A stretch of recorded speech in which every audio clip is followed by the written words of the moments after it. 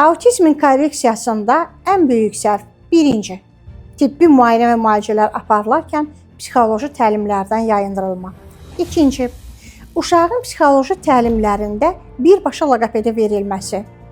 Üçüncü, neyro oyunlardan və neyroaktivləşdirmədən yayındıraraq uşağın duyu bütünləmə, müalicəvi idman və refleksoloji masajlardan uzaqlaşdırılması. Əgər müalicə zamanı bunlardan hər hansı biri dayandırılarsa, işin effektini 30-35% azaldır.